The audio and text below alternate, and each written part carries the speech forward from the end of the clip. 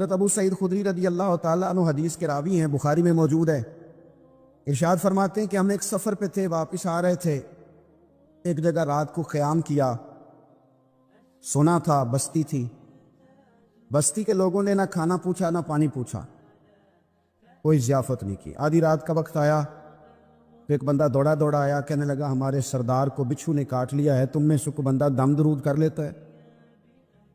تو ایک صحابی کہنے لگے کر تو لیتے ہیں، پر تم نے چونکہ ہمیں کھانا پانی تک نہیں پوچھا، تم اگر دم کراؤ گے تو مفت نہیں کریں گے، بخاری پڑھ رہا ہوں، پیسے لگیں گے۔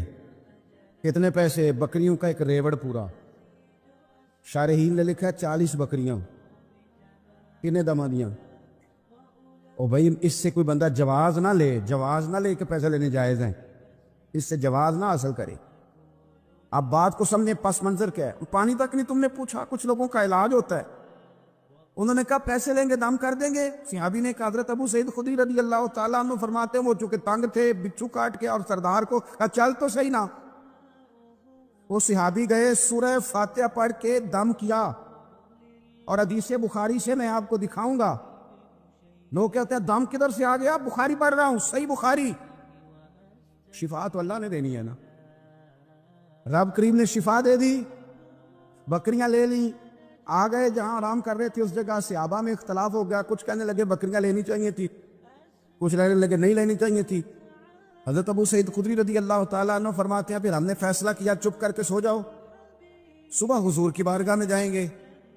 اگر کریم نے کہا لینی چاہیے تھی پھر تو موج بن گئی، اگر کہا نہیں لینی چاہیے تھی تو بکریاں ہانک کے واپس کر جائیں گے۔ مسئلہ کیا ہے؟ کہتے ہیں صبح گئے حضور کی بارگاہ میں، جا کے مسئلہ عرض کیا، یا رسول اللہ انہوں نے بھی پانی کوئی نہیں پوچھا تھا، ہم نے بھی کہا دم کریں گے تو پیسے لیں گے، تو ہم نے یہ بکریاں لی ہیں۔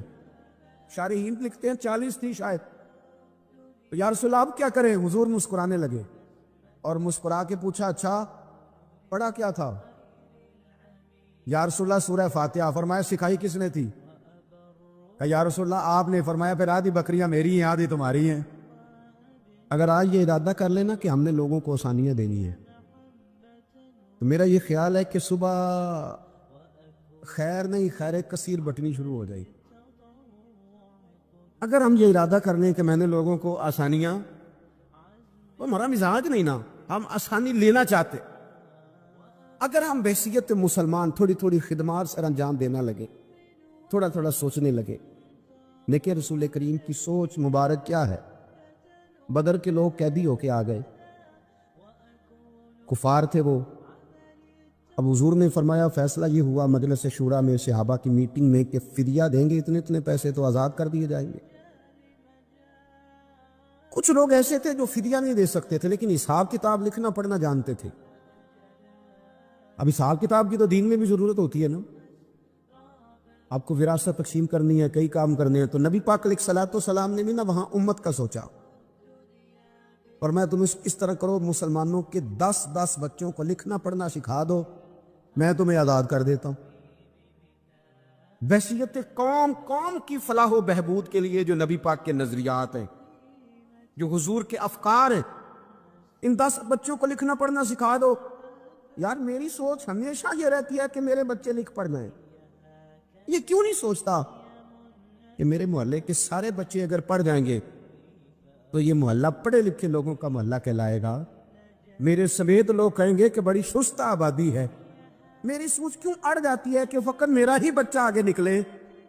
تو اپنے فیض کو کھول کے عام کیوں نہیں کرتا؟ تو یہ کیوں نہیں سوچتا کہ جو شجرے سایہ دار ہوتا ہے نا میرے بھائی، وہاں جو بھی آتا ہے وہ پھل کھا کے جایا کرتا ہے، وہ جو بھی آتا ہے وہاں پھل کھاتا ہے۔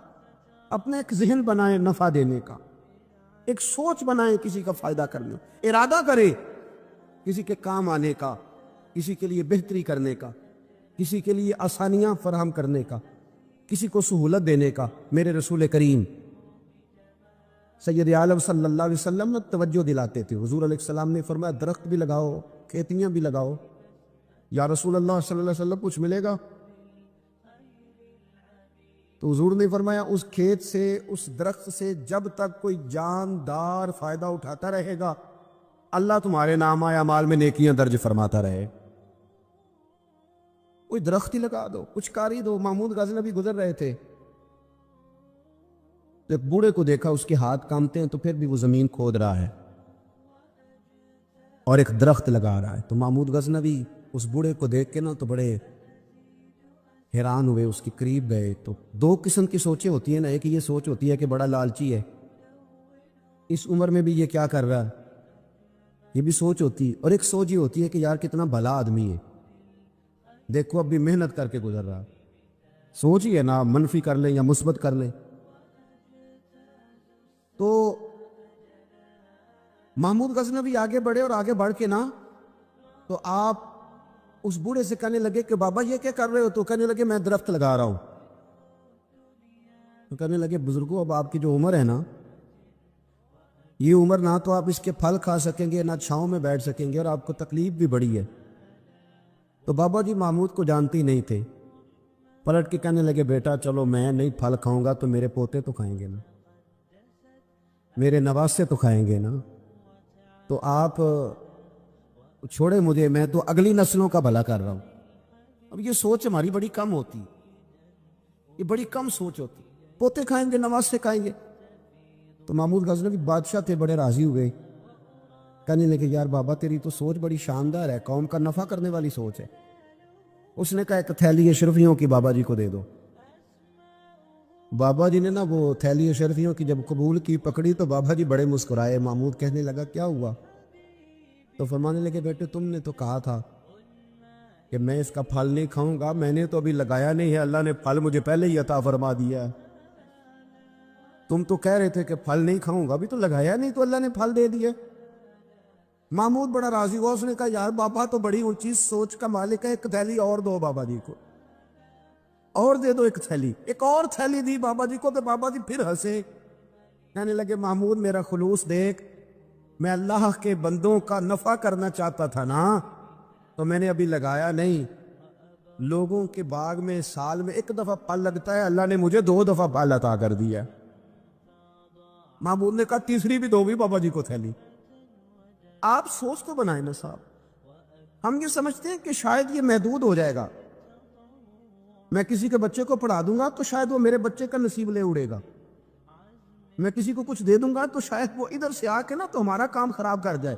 او بھائی ایسا نہیں ہوتا، اس کو سمجھ، میرا رب تو بڑا کریم ہے، تو بانٹتا جاتا ہے تو اللہ تجھے نوازتا جاتا ہے، تو دیتا جاتا ہے تو اللہ تجھے عطا کرتا جاتا ہے۔ آپ یہ ذہن بنائیں، کسی کا فائدہ کرنے کا، کسی کا نفع کرنے کا، کسی کو کچھ دے ڈالنے، کسی کے اوپر رحمت کی برکھا برسانے کا آپ ارادہ کریں، اللہ تبارک و تعالیٰ آپ کو نواز دے گا۔ ہم جہاں بیٹھے ہوتے ہیں نا، لوگوں کو ہماری ضرورت ہوتی ہے۔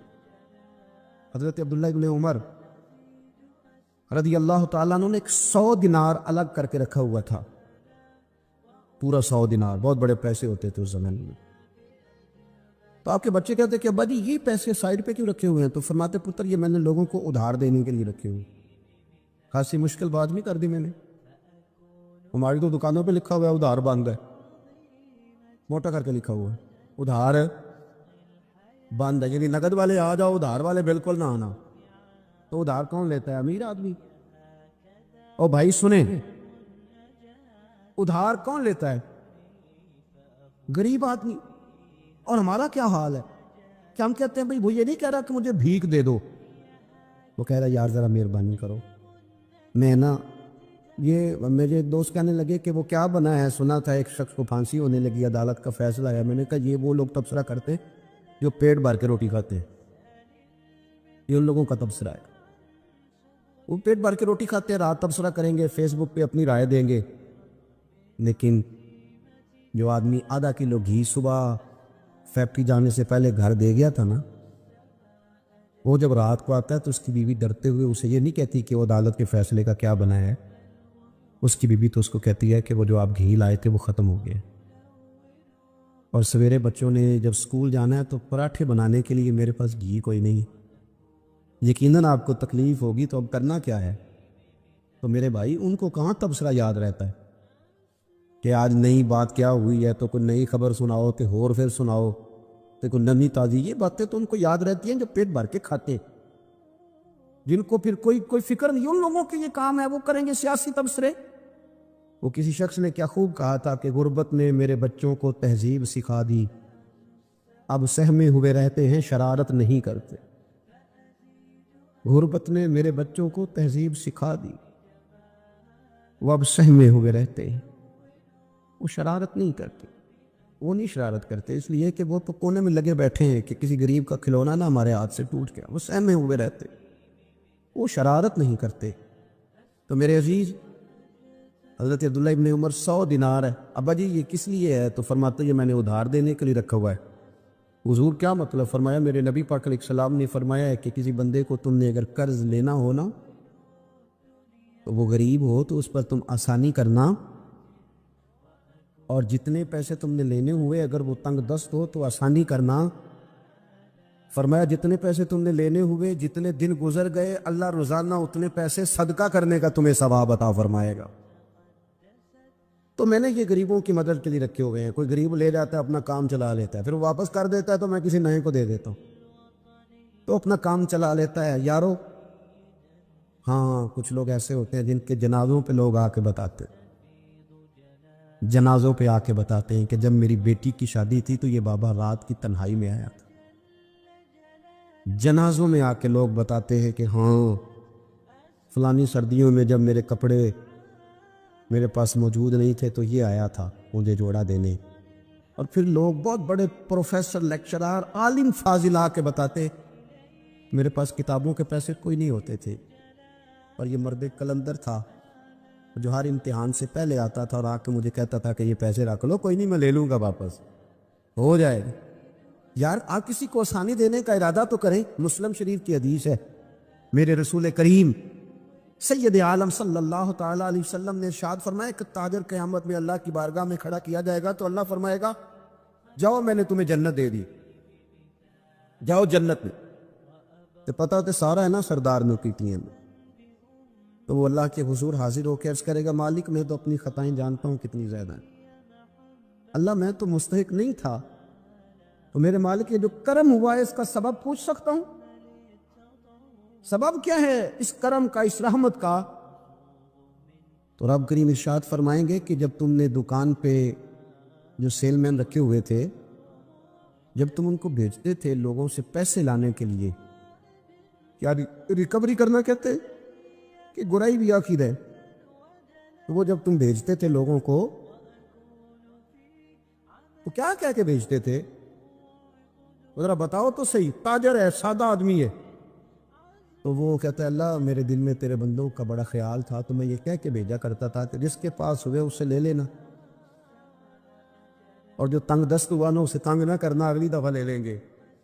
تو رب کہیں فرمائے گا تو میرے بندوں پہ آسانیاں کرتا تھا تو میں تیرے اوپر آسانی نہ کروں؟ یہ مسلم شریف کی حدیث ہے، میں آسانی نہ کروں؟ وہ تیرا یہ لفظ کہ جو تنگ دست ہے اسے وسعت دے دو، کوئی نہیں کل پرسوں ترسوں آ جائے گے۔ فرمایا بس اسی کی برکت سے آج میں نے تجھے جنت دینے کا ارادہ کر لیا۔ میں کبھی کبھی محسوس کرتا ہوں ہمارے احساسات میں تیزی کے ساتھ تنگی آئی، سوچ کا دائرہ کار محدود ہوا، محدود۔ یہ ہم تھوڑے سے مذہبی لوگ ہیں نا، ہر آدمی کا اپنا شعبہ ہوتا ہے، آپ کا بھی شعبہ ہوگا۔ لوگ کہتے ہیں حضرت جی ٹائم دے دے، سیالکوٹ میں فلانی جگہ پہ محفل کرنی ہے، تو میں کہتا ہوں کہ یار وہاں محفل ہوتی ہے وہیں آ جانا، کہتے نہیں ہم نے اپنی کرنی ہے، تو میں کہتا ہوں وہ کس کی ہے؟ یعنی وہ جو آپ نے اپنی کرنی ہے، یعنی اس مسجد میں آپ آئے تھے تو اب آپ اس مسجد میں بھی آئیں، تو صاحب میں آپ کے محلے میں آتا جی وہ مسجد جو تھی نا وہ جنوب والی تھی، اب شمال والی میں ٹائم دے، وہ ان کی مسجد میں آپ آئے تھے، فلانے علامہ صاحب کی، ہماری تو نہیں آئے۔ اور میں نے کہا یار بس کرو، مسجدیں بھی اب تقسیم ہونے لگ گئی ہیں، یہ بھی تقسیم ہوگی کہ وہ اس کی اور یہ اس کی ہے۔ یعنی آپ اندازہ کریں کہ ہماری یہ سوچ ہے کہ اس میں بھی کہیں کوئی ایسا عنصر نہ ہو کہ کوئی اجتماعیت کہیں نظر آ جائے، اور یار ایسے تو نہ کرو، یہ ایک مذہبی اجتماع ہوتا ہے، اس کے اندر بھی لوگ کہتے ہیں کہ انتظامیہ دعوت دے گی، یہ کس کے دین کا کام ہو رہا ہے؟ اللہ اور اس کے رسول کے؟ تو اس کی انتظامیہ کچھ 6 بندوں پہ مشتمل ہونی چاہیے کہ ساری امت انتظامیہ ہونی چاہیے؟ لیکن ہم نے نا یہاں بھی تقسیم کر لی، یہاں بھی گروہ بندی کر لی، یہاں بھی ہمارا مزاج اور طرح کا بن گیا۔ اگر آپ کا دل بڑا ہو جائے، تھوڑا تھوڑا اللہ کے بندوں کو آسانی دے، میں کہا کرتا ہوں جنت بہت بڑی ہے میرے بھائی، مہربانی کر ذرا دوسرے کو بھی جگہ دے، وہ بھی جنت میں داخل ہو جائے۔ وہ بڑی وسیع ہے، تو تھوڑی مہربانی کر، اتنا محدود نہ کر اس کو، تھوڑی سی نا آسانی کر۔ اللہ بڑا کریم ہے، جگہ دے انشاءاللہ تعالیٰ۔ جو کسی اور کا مرید ہے وہ بھی جنت میں جائے گا اللہ کے فضل، وہ بھی جائے گا، پر تھوڑی گنجائش دے، محل دے کے وہ بھی جائے گا۔ نے تو بڑا محدود کر کے رکھا ہوا، میرا خیال ہے مشکل سے 25-30 لوگ ہیں اگر ہم جانے تو اپنے محلے میں سے، باقی تو سب کے لیے ہم نے بین کر دیا۔ خدا را یوں نہ کرے، اس سے دقت ہوگی۔ داتا گانی بخش علی حجویری رحمت اللہ تعالیٰ علیہ کشف المعجوب میں فرماتے ہیں کہ ایک شخص نہ پہاڑ کی چوٹی پہ عبادت کرتا تھا، تو لوگ اس سے ملنے کے لیے جایا کرتے تھے۔ تو رستے میں نا ڈھلان بڑی سخت تھی، لوگ اس کے اوپر سے جب چڑھ کے جاتے نا تو اکثر لوگ گر جاتے۔ اس کے دل میں ایک دن خیال آیا کہ یہ ڈھلان نہ ہوتی تو کیا ہوتا۔ تو رب کریم نے اس وقت کے پیغمبر علیہ السلام کو وہی فرمائی کہ اسے کہو تو میری تخلیق پہ اعتراض کرتا ہے، نہ ہوتا تو کیا ہوتا؟ فرمایا اسے کہہ دو کہ تیرا نام میں نے اپنے نیک بندوں کی صف سے کاٹ کر نافرمانوں کی صف میں لکھ دی۔ تو کہہ دو۔ اللہ کے نبی نے پیغام دیا تو وہ سجدے میں گر گیا۔ وہ تجھے کیا ہوا؟ کہنے لگا حضور آپ نے کہا ہے نا کہ اللہ نے میرا نام لیا۔ میں کہاں، اور میرے رب نے میرا نام لے لیا ہے؟ حضور چلے میں تو سمجھتا تھا میں کسی کھاتے میں نہیں، اللہ نے میرا نام لے لیا، یعنی میرا نام۔ اسے تو وجد ہو گیا۔ وہ پیغمبر کی بارگاہ میں عرض کرنے لگا حضور آپ میرا پیغام اللہ کے حضور عرض کر دیں گے؟ کہا ہاں میں کہہ دوں گا۔ تو وہ عرض کرتا ہے حضور اللہ کی بارگاہ میں یہ عرض کیجئے کہ یا اللہ میرے لیے جہنم کا فیصلہ تو ہو ہی گیا ہے، لیکن مالک میرا دل کرتا ہے کہ میرا وجود اتنا بڑا کر دے، اتنا بڑا کر دے، تو قادر ہے اتنا بڑا کر دے کہ ساری دوزخ میں ہی پورا آ جاؤں۔ اللہ میرا دل نہیں کرتا تیرا کوئی اور بندہ جہنم میں جائے، میری طبیعت نہیں مانتی کہ تیرے محبوبوں کا کلمہ پڑھنے والے، تیرے نبیوں کا کلمہ پڑھنے والے دوزخ میں چلے جائے۔ اللہ تو ساری دوزخ میرا وجود بڑا کر کے نا تو بھر دے۔ آواز قدرت آئی، نبی سے فرما دیجئے کہ یہ اگر میرے بندوں سے اتنا پیار کرتا ہے تو میں اس سے پیار نہ کروں؟ اسے کہہ دیجئے اس کے گناہ بھی بخش دیے، اسے ولیوں میں بھی شامل کر لیا، اور قیامت میں یہ جس جس کی سفارش کرے گا اللہ سب کو جنت عطا کر دے گا۔ پر یہ ہے کہ پروگرام ہی نہیں ہے۔ حضرت خواجہ حسن بصری رضی اللہ تعالیٰ عنہ یہ حضرت علی کے شاگرد ہیں، مولا علی شیر خدا کے شاگرد ہیں۔ اور ایک روایت ایسی بھی ملتی ہے کہ بچپن تھا ان کا تو نبی پاک کے گھر چلے جاتے تھے، تابعی ہے، بہت چھوٹے تھے جب حضور کا وصال ہوا، صحابہ کے شاگرد ہیں۔ ایک دفعہ حضرت ام سلمہ کہتی ہیں کہ نبی پاک صلی اللہ علیہ وسلم کا بچا ہوا پانی پڑا تھا تو وہ بھی حضرت حسن بصری اٹھا کے پی گئے، یعنی حضور علیہ السلام کا جھوٹا پینے کا بھی اللہ نے انہیں، لعاب دہن شدہ پینے کا بھی بڑے صاحب بصیرت تھے۔ ایک بہت مالدار 30 سال کا نوجوان آ گیا، عبد الواحد زید، حضور میں نے مرید ہونا ہے۔ آپ نے فرمایا تو میرا بھائی بن جا، مجھ سے دین سیکھ، مرید ہو کے کیا کرے گا؟ کہنے لگا حضور میں باریکی تک پہنچ گیا ہوں، بھائی تو شریک ہوتے ہیں، تو مجھے بھائی نہ بنائے، مجھے غلام بنائے۔ تابعداری وہی کر سکتا ہے جو غلامی کرے، بھائی تو شریک ہوتے ہیں، وہ تو مقابلہ کرتے ہیں، غلام بنائے۔ حضرت حسن بصری، حضرت عبد الواحد بن زید رحمۃ اللہ علیہ فرماتے ہیں میں کروڑ پتی تھا، ہیرے جواہرات کا ٹھکانہ ہی نہیں تھا۔ تو حضرت حسن بصری رحمۃ اللہ علیہ فرمانے لگے تیرا میرا سٹیٹس ایک نہیں، تو میرا غلام کیسے بنے گا؟ تیرے گھر میں تو خود 20 غلام ہے، تیرا میرا سٹیٹس نہیں، میں غریب آدمی ہوں، ایک وقت کھا لیتا ہوں، 2 وقت بھوک کاٹ لیتا ہوں، تو شہزادہ ہے، سٹیٹس نہیں بنے گا۔ عبد الواحد بن زید گھر گئے، اپنے غلاموں کو کھڑے کھڑے آزاد کر دیا، رشتہ داروں کی لسٹ بنائی، سب کو دعوت کھلائی، جو گھر کے اندر مال دولت تھا ان میں بانٹ دیا، باقی پڑوسیوں کو دے دیا، جو کپڑے پہنے ہوئے تھے وہ بھی اتار کے صدقہ کیے، ٹاٹ کا لباس پہن کے حضرت حسن بصری کے سامنے آ کے کھڑے ہوئے۔ خواجہ حسن بصری نظر اٹھائی، کہا اچھا یہ حال کیسے ہو گیا؟ کہا حضور ہر شے بیچ آیا ہوں۔ کہا کیوں؟ فرمانے لگے آپ نے کہا تھا تیرا میرا سٹیٹس نہیں، اب تو ایک ہو گیا ہے نا، اب تو سٹیٹس ایک ہو گیا نا، اب غلامی ملے گی؟ آپ نے فرمایا 3 شرطوں پہ قائم رہنا، 3 شرطوں پہ۔ ایک، اللہ والوں پہ زندگی میں اعتراض نہ کرنا، کبھی اللہ تعالیٰ کے بندوں پر اعتراض، کوئی چیز نظر آئے بھی تو شکوہ نہ کرنا، سمجھ لینا کہ میری نگاہ کی غلطی ہے۔ اور دوسرا، روز اپنے اوپر محنت کرنا، محبت کم نہیں ہونی چاہیے، بڑھنی چاہیے۔ اور تیسرا فرمایا مجھے کہنے کی ضرورت نہ پڑے، کہنے کی ضرورت، تجھے اشارہ سمجھ جانا چاہیے۔ عبد الواحد بن زید کہنے لگے حضور ملے گا کیا؟ آپ فرمانے لگے یہ تیرا مطالبہ بھی غلط ہے، وہ تو بعد کی بات ہے، ملتا کیا ہے۔ غلامی میں آ گئے، فرماتے ہیں 30 سال نوکری کی حضرت کی، 30 سال۔ لوگ کہنے لگے بابا پھر ملا کیا؟ فرمانے لگے تم نے بھی مطالبہ غلط کیا ہے، یہی تو میں کر بیٹھا تھا۔ کہا ملا کیا؟ آپ فرمانے لگے میرا اس وقت حال یہ ہے کہ لوگ دعا کر کے رب سے لیتے ہیں، میں دعا نہیں کرتا، ابھی میں سوچتا بھی پورا نہیں، میرا رب وہ چیز پہلے مجھے عطا فرما دیتا۔ اب بغداد کے لوگ کہتے ہیں بغداد میں قحط پڑ گیا، بارش نہیں ہوتی تھی، بارش نہیں ہوتی تھی۔ کٹھے ہو کے سارے گئے، آپ بغداد آئے ہوئے تھے، کٹھے ہو کے لوگ گئے، کہا حضور بارش نہیں ہوتی، مہربانی فرمائیں۔ تو کہتے ہیں لوگ آ کے بیٹھے ہیں میرے پاس، بارش کی دعا کر دیں۔ حضرت عبد الواحد بن زید کہنے لگے اے اللہ، تجھے پتہ یہ میرے دروازے تک آگے پہنچ گئے، ابھی تک بارش نہیں آئی، اور لفظ پتہ کیا ہے؟ کہنے لگے تجھے واسطہ میری اس عقیدت کا جو مجھے حضرت حسن بصری کے ساتھ ہے، اس عقیدت کا واسطہ، مجھے رسوا نہ کر۔ انہیں بھیجا کیوں تھا اگر برسانی نہیں تھی؟ دعا دیکھیں، محبت کے رنگ میں دعا ہو رہی ہے، واسطہ بھی محبت کا دیا جا رہا ہے۔ بغداد کے لوگ کہتے ہیں بس حضرت کے جملے بھی پورے نہیں ہوئے، رب کریم نے بارش عطا فرما دی، جملے بھی پورے نہیں ہوئے، اللہ نے بارش دے دی۔ محبت، پیار سال میں ایک دفعہ حج ہوتا ہے،